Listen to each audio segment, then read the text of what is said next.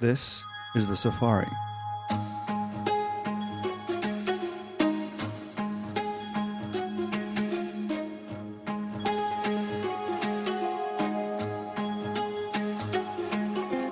The Safari is a tour around the consumer, brand, and retailing industry. And we have the great privilege here at my company, Traub, to really be exposed to many of the great minds of the industry who are forming and shaping the future of many different parts of the consumer brand and retail world.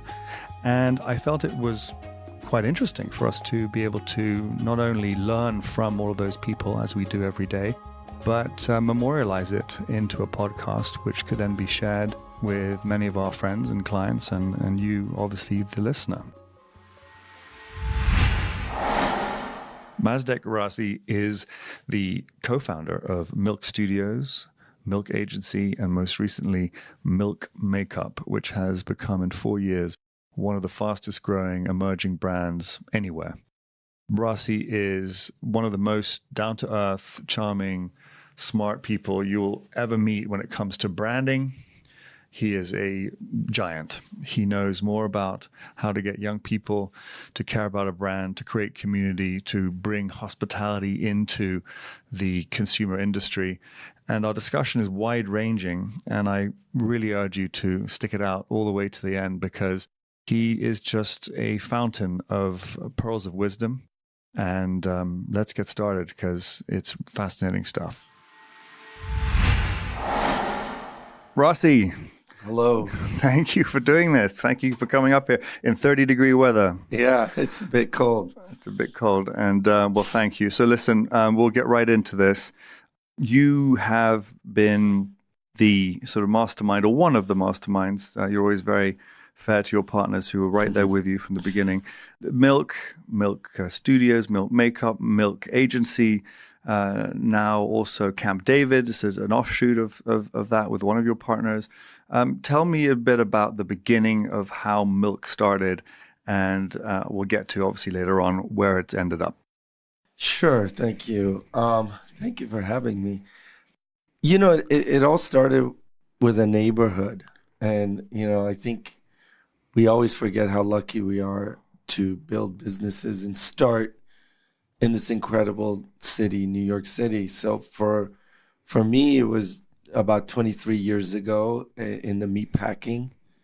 And it was just this moment in time in New York that, you know, the city was still so fragmented. It still felt, neighborhoods really felt like different parts of the city. And we just happened to start originally our main business, which was Milk Studios, which is a fashion photography studio. Mm-hmm. That was 1996. My partners bought this building in the meatpacking, which now... Describe the meatpacking district in 1996. It was dangerous. Like, it was just... it was, you know, empty buildings, lots of drug dealers on every block. And, you know, it was the meatpacking. So there was a lot of like mob families that were still like in control of the streets. And here we were, like three Middle Eastern guys bought this building for nothing. I think it was at the time we bought the milk building for $6 million. It was empty, except for a few people that were like living in it, that were squatting. It was just, you know, we had to have security guards walk all the girls and guys from the lobby to the subway on 8th Avenue, like every night. Like everyone would gather at 6 p.m. in the lobby, and the security guard would walk you to 8th Avenue. That's how crazy. This is all the models and photographers. I mean, it was just, and, you know, our employees. And the meatpacking was just, you know, there was no concept of retail. There was no concept of brands there. It was just really raw. But there was a lot of artists, and there was like a lot of underground galleries. And then there was a lot of like incredible nightlife that was sort of hidden in corners of the meatpacking. And that's kind of how you know a neighborhood is coming up. So you've used the word neighborhood, and then you've talked about the people. as well. You know, the guys and girls and the community that you have built in a neighborhood and that was born out of the activities that you obviously did then in photography and the arts. But that community, the neighborhood, I mean, they go hand in hand. And so isn't part of Milk's culture that community, that tribe of people that was born partially from that neighborhood, but it sort of maintained the essence of the brand, wouldn't you say in some regard? Yeah, I think that, you know, it's in the beginning when we first built Milk Studios, we really catered to all the big photographers, all the big filmmakers, all the big fashion designers, and we worked on their behalf, and we were just worker bees. And at some point, we realized the real value of Milk is not our client base, the people who work there, and all of these young photographers and young filmmakers and young designers. And that's when the Milk real community began. And our job was simple: be their platform, help them, you know. Mm-hmm. And I think that once that became our DNA and our North Star, everything changed. People still wanted to work there, but it was and they wanted to help you too. Yeah, and what was interesting was that it was that we were the connection between the emerging and the established in creativity, and Milk became that playground. And you could do photo shoot, make a film, create a fashion line, make music in our music room downstairs. And Milk expanded very quickly from being just photo rental studios to having our own gallery, music programs. You know, we started to work with lots of brands who wanted to tap into our community. This is sort of like mid 2000, 2004, 2005, when we were doing a lot of projects with Vice, and there was a lot of media companies. All of a sudden we realized, like, we're not in one industry. We all touch each other, but we command this new generation of creatives. And that's when we started to realize that our community and our collaborators are our value. Mm-hmm. Mm-hmm. And that hasn't changed now. All those years later, Milk is still known as sort of a platform for the next generation of creatives. Yeah. So obviously it started as a studio, and today there is the media company, or I guess it's more of an agency. And then there's also very famously one of the biggest successes in beauty, Milk Makeup, which is relatively young company, amazingly. Talk about how those other offshoots, in particular the beauty business, came up. Yeah, I think it's, we started a Fashion Week program for young designers with MAC Cosmetics and with John Dempsey and the guys at MAC and his whole team. And it was really about opening Milk up free of charge to a curated group of young designers at the time that nobody knew. And we would curate it. And we would collaborate with Mac, and Mac would be sort of our brand that backed the program. So we were kind of like always working with this amazing cosmetic company, and this is kind of where we got the bug. And in 2010, we actually did a collaboration with Mac. It was called Mac and Milk, and they had all their makeup on the counters of all the studios, so all the makeup artists could use it. And it was a wonderful relationship for about 8 years. We worked together. And then we did this collab, and it kind of like sold out. And that's where it kind of got the bug. But I always knew I didn't want to do a makeup line, if we ever did one, that was about our studios or makeup artists or this professional grade. We knew we were going to do it. We were going to create things for our community, and we were constantly thinking about what can we do for our community. And the whole concept of community is that once you build it, you have to feed it, you have to activate it, you have to get them to do things and excite them. You can't just have a big community, so you're constantly programming. And so one of the ideas was one day was, as Milk sort of really began to grow digitally, and this is right when digital was kicking off, and we were like right there. And we realized that, okay, the entire business is B2B. You know, our studios, our agency, everything was B2B. But our media was B2C. And we didn't realize that. So we felt like we had this audience and we had become a brand. The only problem was we didn't sell anything. We didn't have no services for the consumers. So we started thinking about, you know what, we have a new business that we need to think about, and that's our brand. And once we started to think that way, it was more about like, okay, for a brand, what's our product? And then we started thinking, and I had all these crazy ideas like milk hotels, milk trains, milk. And then one of them was milk makeup. Because, milk. Yeah, milk drinks. And I went to my two business partners. I said, look, guys, I think we could do makeup. Obviously, no idea. It's also a nice margin business and right on trend. Right? Yeah, but you know, ignorance is bliss, because I had no idea how hard it was going to be, how much money we were going to need. And so we kind of put a little team together at Milk, myself, my wife, Zana, Georgia Gravel, who's one of our film directors at the time. And we started to, you know, put together on paper what we thought it could be. We always knew it was going to be about our community. And we put this idea together. And I remember we were shooting a campaign for Sephora, and I walked into the studio and I went up to the creative director and I said, who do you go see when you have, like, you want to sell makeup through Sephora? And she looked at me, she goes, they're called merchants.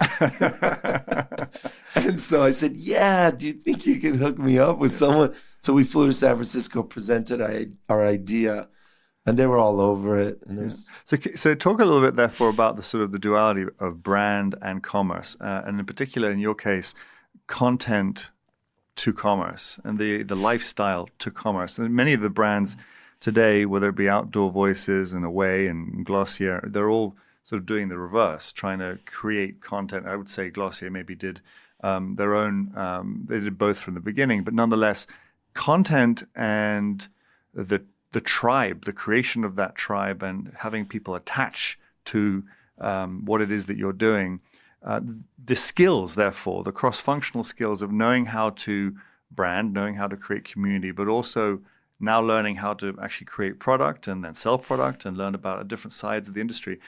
Talk about sort of how you feel about those, sort of that duality in what you're doing right now.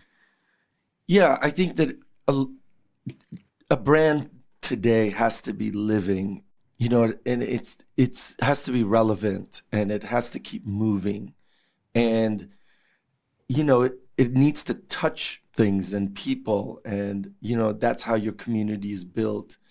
Nobody wants a customer, you know. A customer is $20 less or more, $5, they go somewhere else, but a community stays with you. Yep. You know, if Apple so it's like an enthusiast-driven brand, almost. Yeah, and they feel like they own the brand. You know, and that's one of the things that I always say. It's like, you know, the review button is 1 inch from the buy button. You don't control your brand, they do. Yeah. And when you are in that realization that you have to let go of your brand, and that you have to give it to the people, and they run it, they own it, that's when you get to the Zen moment in brand building where you kind of let it happen. And so, you know, it's not traditional. It's you know, it's not always about awareness or ROI driven, or, you know, it really is about this omni-channel, multiple medias from multiple platforms. You're everywhere, you're talking, you're speaking, and your brand is just a platform for millions of people to kind of talk through, good and bad. And it becomes this living organism. Yeah. And so, you know, Milk Makeup now we're not even 4 years old yet. We'll be 4 years old in February. But in that short period of time, you know, when we track our earned media value, or we look at our social and digital, we don't care about scale, even though we've been able to be up to like 1.8 million followers on Instagram in that short period of time. It's really about the engagement. It's about how these kids just talking all day long on our channels. in Spain, in Germany, in Scandinavia, in the U.S. and Indiana and Ohio, about what the concept of beauty is. Am I ugly? Am I beautiful? Am I this? And that's when you know you're healthy. Yeah. Is when you become that sort of platform for them. So we often talk here about companies needing to turn themselves upside down and inside out, like give the company to the young people and then be completely transparent about everything that you're doing. Picking up on what you said earlier about giving the brand to the people who buy it, I've always felt that in the sort of, I guess, trend, I'll use the word trend of inclusivity, which is not hopefully a trend, it'll hopefully stick around.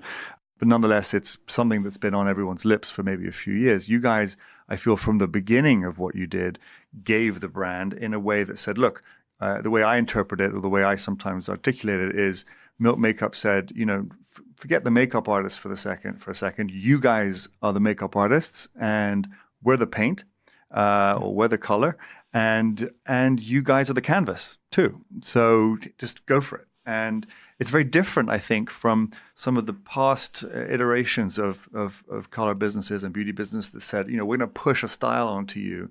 You're kind of saying, you are you, be you. In fact, some of your models in the campaign were wearing masks.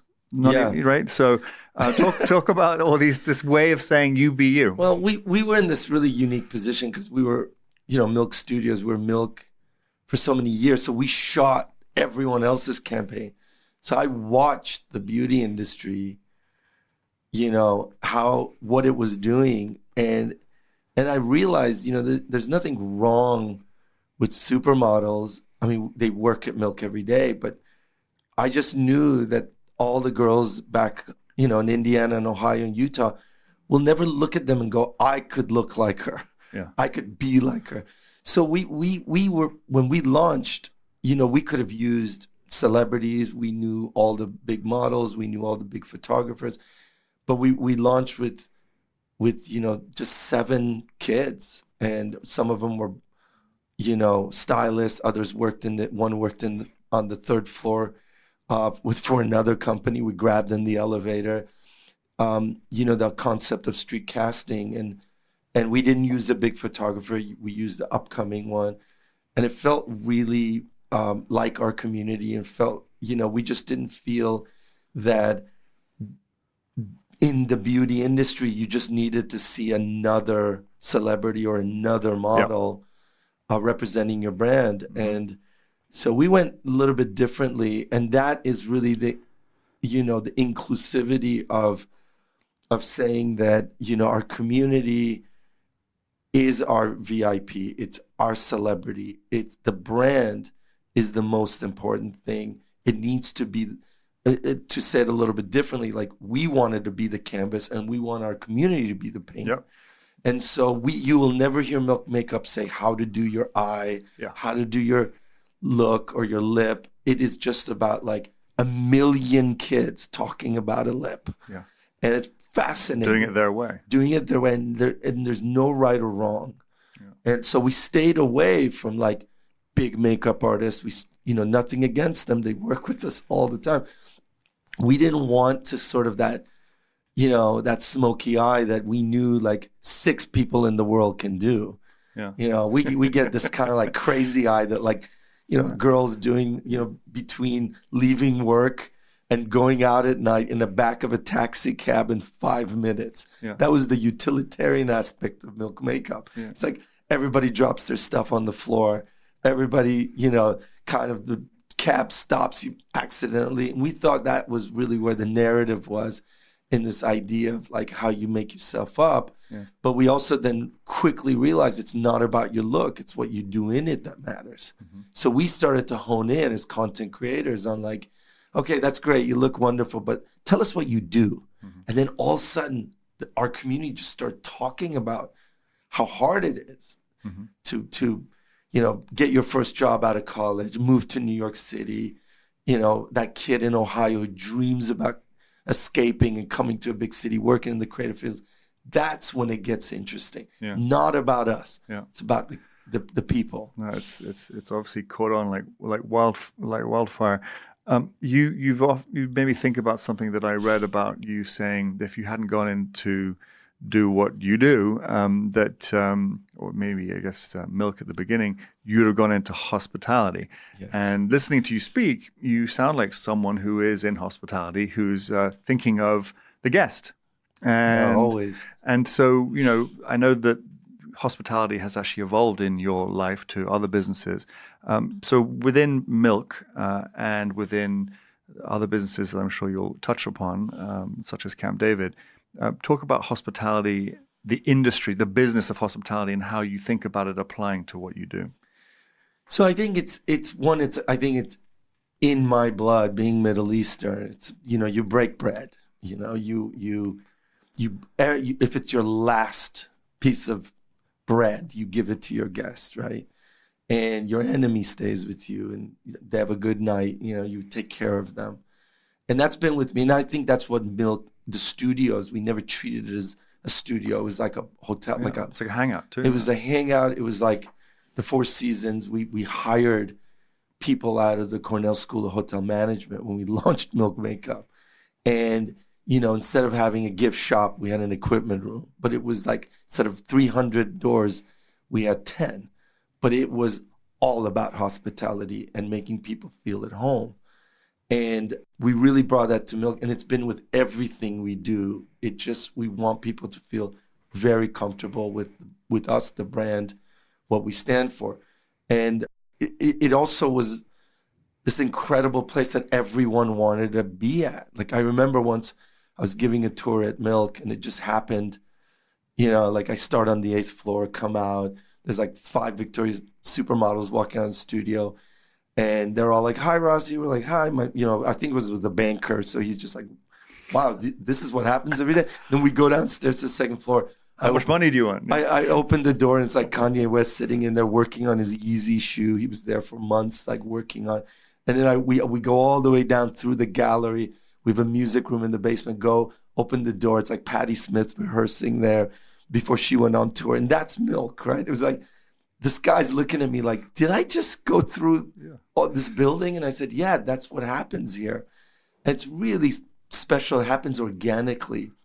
And that's the hospitality. So are you the Andy Warhol of the 90s and 2000s? Well, I think Milk definitely took a lot of cues from, the factory. And, I always tell all of our employees, we have 160 employees. And I always say, we walk in footsteps of giants, like by being in New York.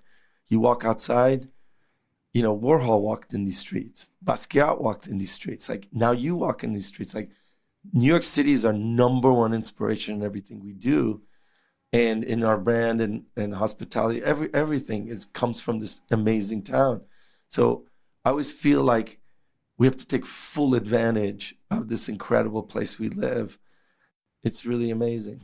And so New York City obviously evolves like any city, but New York City, probably more so than any city, is constantly changing, and neighborhoods grow, and neighborhoods become so gentrified that cool moves around to different pockets and parts of a city.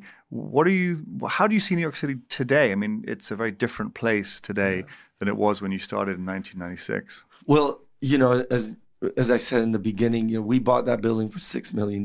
It just sold for 600 that Google bought it. Wow. So we are leaving the meatpacking, and we just had our last exhibition in the gallery after 20 years. And it was with William Strobeck, who did the movie Blessed for Supreme. Kids were lined up outside. Mm-hmm. Supreme dropped 100 limited edition shirts at the opening. And I looked over and I said, once we're gone, these kids are never coming back to the meatpacking. There's nothing here for them anymore. It's all big brands. It's super expensive. You're never going to get another homegrown sort of creative company that just starts. And remember, we built a beauty company out of the meatpacking. Like, that can't stop. Like, we lose young businesses creating brands and jobs. And, if we lose that in New York, that onboarding of young creatives. So obviously a lot of that's moving outwards. So what's sometimes not great for New York City or Manhattan is great for the boroughs. And so we are moving to Brooklyn. We're moving all 80,000 square feet. And, we're going to build a new neighborhood, and that's our job. Have you picked up a location yet? We have. We haven't announced it yet, but it's definitely in Brooklyn. It's in the cool part of Brooklyn, and it's Where's the cool part of Brooklyn? kind of like Don't worry, like don't have to answer that. a little north, little west, a little east, but that's what we did. And we did that in Los Angeles too. When we built our milk studios there, we went into kind of like a rough area, and we helped bring it up. We get very involved in the community that we're in. That's great. And so when you look at brands today and the things that they struggle, I mean, the people listening to this podcast tend to be people leading companies, leading brands, businesses, etc. What do you think are the things that if you were in the shoes of some of the incumbent brands, the big guys, let's say, who are all trying to attract a young customer, a new customer, and it could be in fashion, it could be in CPG. I mean, I think the tenets of what you do, I often say the tenets of luxury branding actually are now being adopted by everyone across the value chain, because it's about communicating a certain way and a message and meaning through a product. What are the, I don't know, 1, 2, or 3 tips you'd give people to what would you start with on a blank piece of paper to say, you should do these few things to really shake your company up or shake your brand up? I think today the most important thing is a point of view. Like every brand needs a point of view. And some of these legacy brands are brands that have been around for some, you don't know what they stand for anymore. Mm-hmm. And, it's been so watered down. And stop using the word legacy. It's not legacy, it's your DNA. But the codes need to be updated. And it's not about trying to be cool, it's being relevant. And talk about the expression codes, or the word codes, because I know what it means, but not everyone else. So, every brand has 2 parts. One that is physical. These are the codes. Your colors, your logo, your things you can touch and see. And then there's the DNA, which is things that are non-tangible, the belief system. Those usually you never change, especially the top 3. They are, you could look at brands that are hundreds of years old. You keep those, you don't mess with them.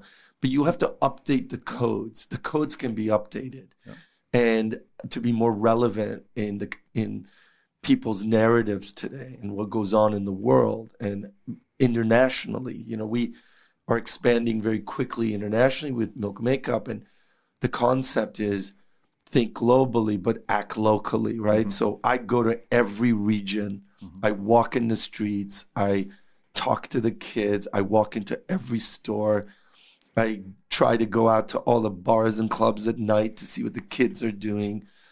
Friday, I go to the Middle East, and I'm going to go to Dubai, and I'm going to Saudi Arabia, I'm going to Qatar, I'm going to Kuwait, I'm going to Bahrain. I'm going to walk in the streets, I'm going to see what the kids are up to and talk to them about what beauty means, what makeup means, what music are they listening to, who are their artists they're following, why social, why not, are they private? I think touch the cloth. Yeah. You got to touch it. And that way, if we fail in those markets, I know I gave it my best. That's also another reason I want to do it. I don't want my brand popping up on a shelf somewhere in the world, and I hope it does well. So that's, I think for a lot of these legacy brands, people, they've been around. It's like, I say to a lot of leaders, I'm just like, you got to just get out there too and stop being so corporate, mm-hmm. and break the rules and at the end of the day, just really sit with your consumer base, like sit with them. They'll tell you everything you need to know. So speaking of that, when you think of the fashion industry, and you've been exposed to it for a long time, 25 years-ish, since 96, don't you think that the culture of exclusivity, of push, you're going to wear what we say you should wear because we've invented the next color, the next thing, is kind of a system that is a little bit upside down with what the young consumers are sort of seeking today, which is to have a seat at the table. I mean, maybe the reason that Gucci has been doing so well for the last 4 years is because they turn themselves inside out and let people into the brand. But I think they're one of the exceptions that prove the rule. What do you think, when you think of Fashion Week itself, all these fashion months actually is what they are now. What is your sense of all these different ways of doing business that seem to be heritage, legacy ways of running businesses, but seem maybe a little bit out of touch?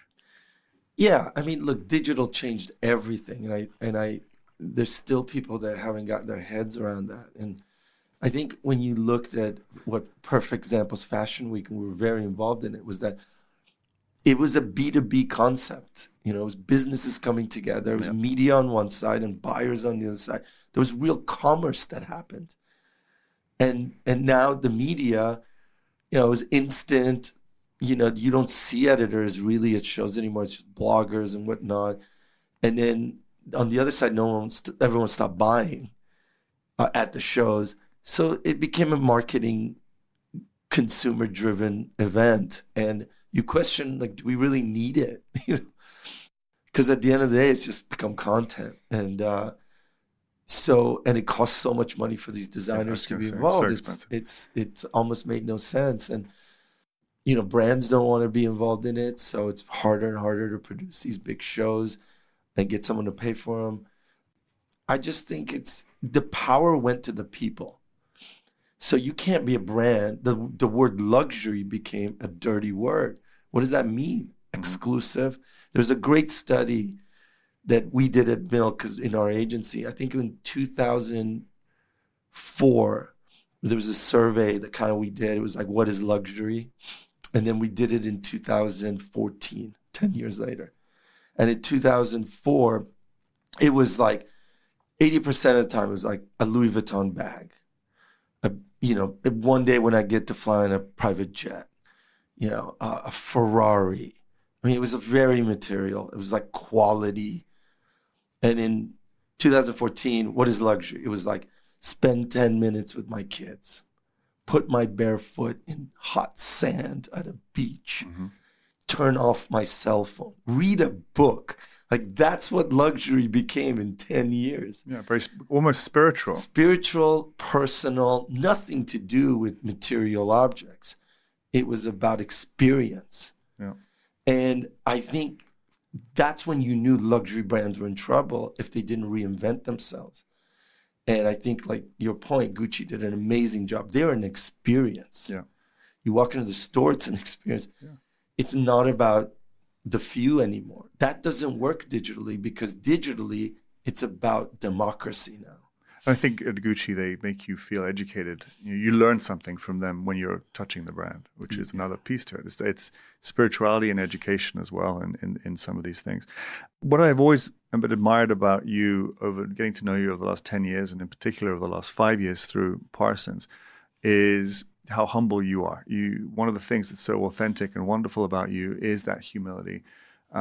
So therefore, when I ask you the question about the pinch me moments about Milk, and all your different experiences and the different hats that you wear, what are some of the things that you just went, whoa, this is just crazy what's going on here? And I know there have been a few stories about the crowds and the people and the young people that show up, and you say to yourself, you know, I'm whatever age I am, and how come these kids are surrounding our company? I mean, talk about some of those experiences that you had over the last 25 years.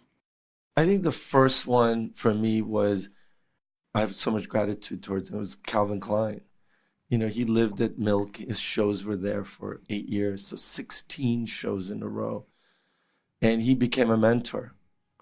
And I remember like those moments, like after one of his shows, you know, Kate Moss would open. It was like 1,000 people.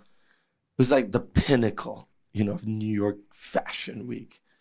And being able to be backstage with him and just going like, I can't believe I'm here and I'm standing next to this giant of a man. And those were the moments like that put Milk on the map. And then the other moments were later when, you know, when every exhibition, every show we did, you know, there was like 2,000 kids outside lined up. And I knew that, you know, they kind of gave us this credibility and the seal of approval that like, this is a cultural center. And the moment that I realized Milk is a cultural center, it's not a studio, it was another big moment for me personally. I was very emotional about it. And I was like, I'm never going back to just a business model. And then lately, it's being able to prove that, we can build a brand and kids still line up. When we did our pop-up in London in Covent Garden, there was hundreds of kids that started lining up at 7 a.m. outside of our pop-up. And it went all the way around the block. And, we did it again. It wasn't just local in New York anymore. We did in London, then we did in Barcelona.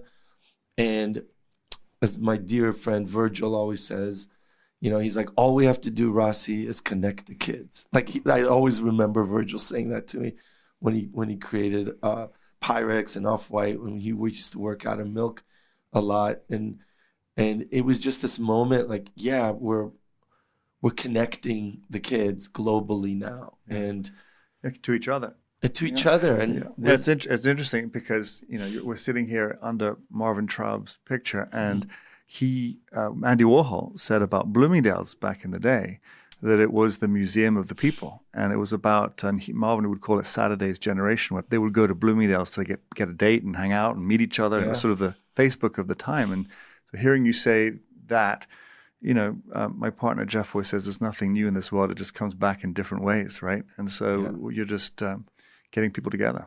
Yeah. Yeah. And so tell me one last question.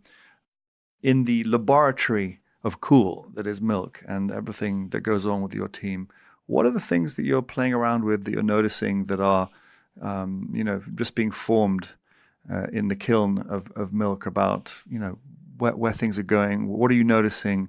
Everyone likes to talk about TikTok as being the next thing. It's not the next thing. It's here. It's happened. It's definitely a thing. What are you noticing about the youth, Gen Z, for example? I think that there was a bit of a myth. That they're more private. They're not. They're just, I think that they've mastered content in a way that no other generation have. I think that's the big sort of unique point of view we have with having the studios and having all the media components, that we see how it's changing. It really is, what I'm noticing is that this young generation, they're sort of Renaissance kids. Like, no one wants to be a singer, a fashion designer, an architect. It's like they're kind of a little bit of all of it. And I read a long time ago that like New York was like that in the 70s too. You'd go to a party and an artist could sing, do a painting, probably be an architect. Everyone was a little bit of everything. And I'm seeing that in this new generation, which is really wonderful.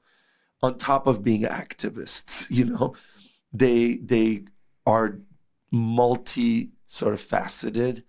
And they feel that, they don't want to get into this one category, whatever they end up, and that they need to break out of it. So I have a lot of hope in this generation, changing the world for the better. And, we know that the environment is a big, big topic for them. And they're kind of pissed about it. They are. Yeah, we saw that in many instances at the UN. So changing the world for the better, there's no better place to end this talk. And I know we could probably go on for hours. Thank you for braving the cold, coming all the way uptown. And Rassi, thank you so much. Thank you for having me. I want to take a second to explain to you why Traub is able to bring you the safari. We pride ourselves in being at the very center of a very global, very complicated consumer and retail landscape. And in our travels, as we help think, manage, and expand businesses in many different channels and geographies, we're able to meet and learn from some of the great minds in this industry. And it's really wonderful to be able to bring them to you. And in doing so, I hope that you, the listener, will be able to learn a little bit more about what we do at Traub as well. If you want to learn a little bit more about Traub, you can go to traub.io, where you'll learn a lot about everything that we do. If you're enjoying the safari, please do share it with your friends and colleagues within the industry. And please also don't forget to subscribe and like it.